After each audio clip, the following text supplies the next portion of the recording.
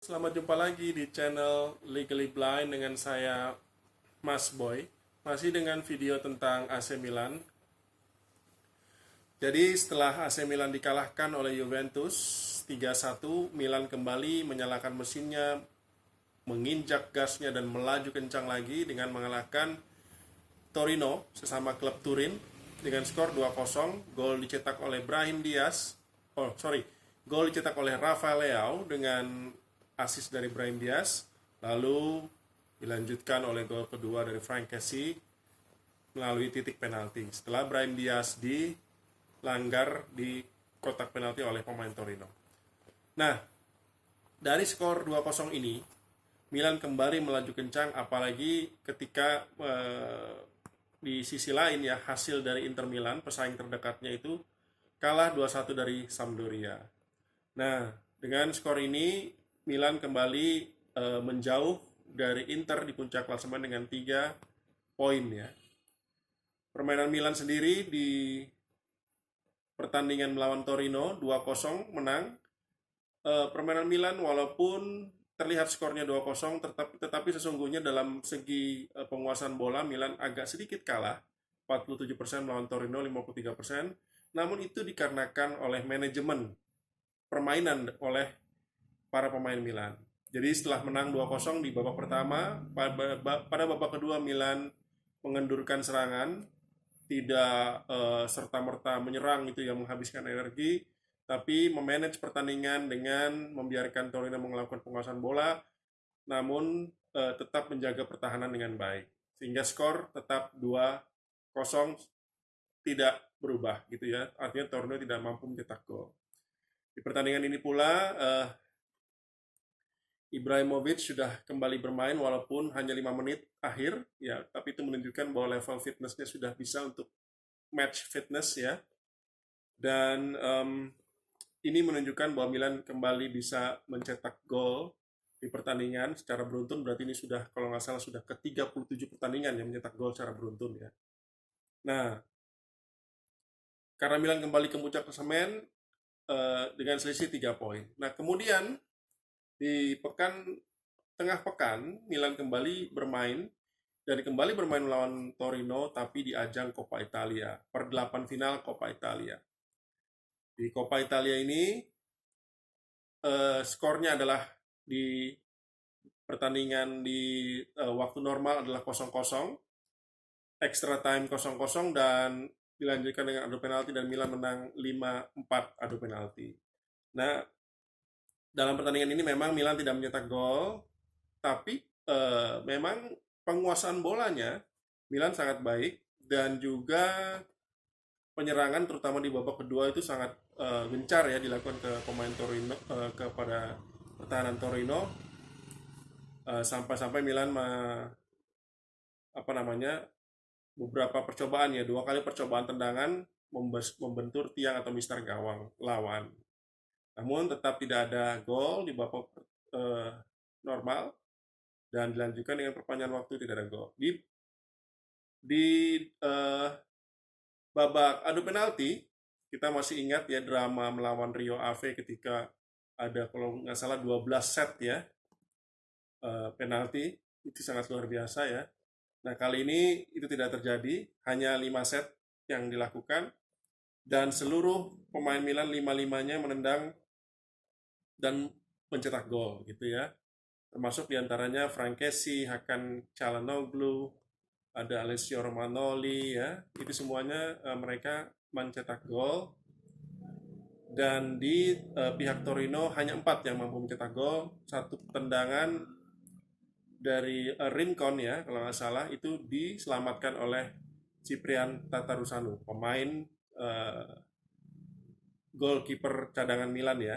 Dan walaupun cadangan ternyata Tatarusanu bisa memberikan kontribusi yang maksimal ya sehingga meloloskan AC Milan ke babak perempat final. Nah, ini adalah hasil yang baik karena artinya kita masih bisa bersaing di 3 kompetisi yang berbeda.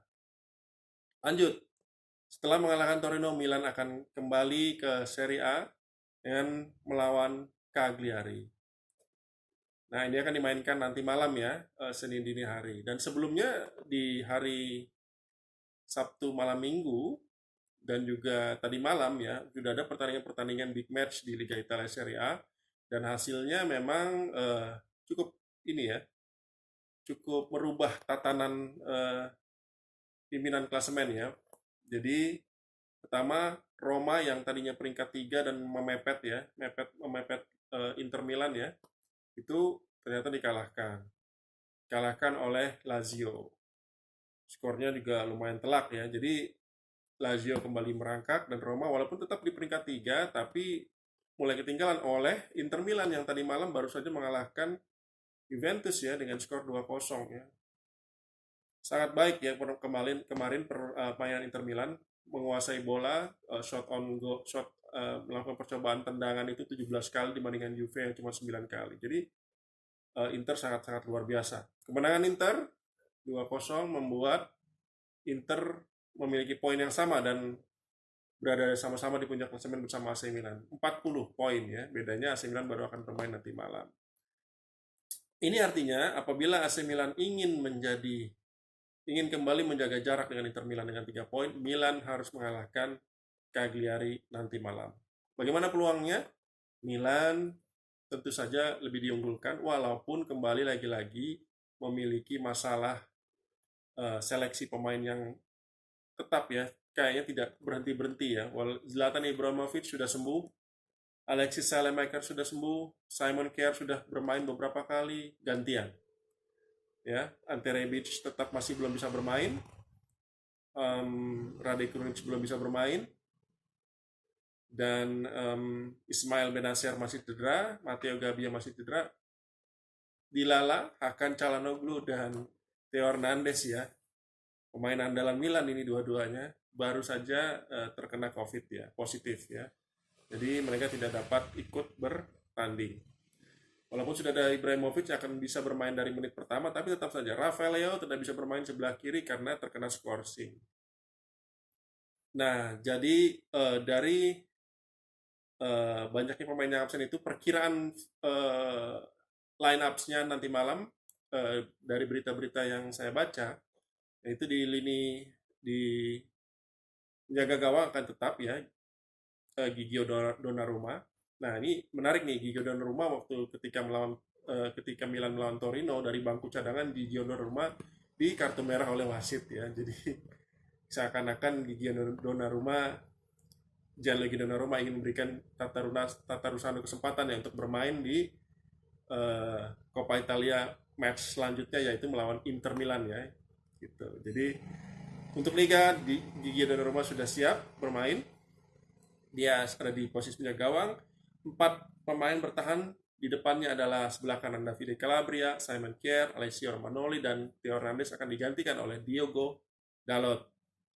Di tengah double pivot kita akan mengandalkan Frank Kessie dan Sandro Tonali. Sementara di 3 attacking midfielder kita di kanan sepertinya antara Samu Castillejo atau Alexis Salemaker ya. Di tengah tidak ada yang lain kecuali Brahim Diaz karena akan positif corona. Sebelah kiri Jens Peter Hauge ya karena Rafael Leao dan Ante Rebic tidak bisa bermain. Di depan ada Zlatan Ibrahimovic. Jadi mudah-mudahan kita bisa mengalahkan Cagliari. Apalagi pemain baru Milan Soaliho Meite yang dibeli dari Torino itu sudah siap untuk bermain di partai ini. Lalu bagaimana dengan Cagliari? Cagliari ini ada di posisi ke-17 ya di klasemen sementara ini. Poin yang dia dapat itu 14 poin ya, jauh ya dari Milan yang 40 poin. Beda 26 poin, tapi bukan berarti Cagliari yang bermain di kandangnya bisa dengan mudah dikalahkan. Cagliari biar begitu-gitu mempunyai pemain yang sebenarnya bagus ya di setiap lini ya. Ada Diego Godin ya di lini pertahanan. Ada juga Raja Nainggolan ya di lini tengah dan di depan ada Joao Pedro dan Giovanni Simeone. Sebenarnya ini pemain-pemain bagus, cuman saya hasil yang mereka dapatkan sejauh ini buruk gitu ya. Jadi kita tidak boleh lengah dan melawan Cagliari saya memprediksikan bahwa Milan akan dapat menang 2-0 ya. Jadi 2-0 prediksi saya, kita tidak tahu apa yang akan terjadi, tapi mudah-mudahan kita akan bisa menang karena kalau kita menang melawan Cagliari kita bisa meraih Winter Scudetto ya. Karena di pertandingan terakhir akan melawan Atalanta, walaupun kita kalah, tapi kita masih bisa memuncaki klasemen. Oke, bagaimana dengan rumor transfer pemain setelah mendatangkan Sowali Homete? Sudah hampir pasti katanya ya Milan akan mendapatkan Mario Mandzukic sebagai penyerang di depan. Dia akan menjadi alternatifnya Zlatan Ibrahimovic dan juga Rafael ya sepertinya ya. Dan untuk center back Fikayo Tomori dari Chelsea dengan opsi peminjaman ya, dengan skema peminjaman dengan opsi pembelian sekitar 20 sampai 25 juta euro gitu ya, Fikayo Tomori. Nah, ini mudah-mudahan akan menjadi amunisi yang baik untuk kedalaman skuad Milan di belakang. Oke, sekian dulu prediksi dan curhat saya ya tentang Milan di minggu kemarin. Semoga Milan mendapatkan hasil yang baik di pertandingan nanti malam.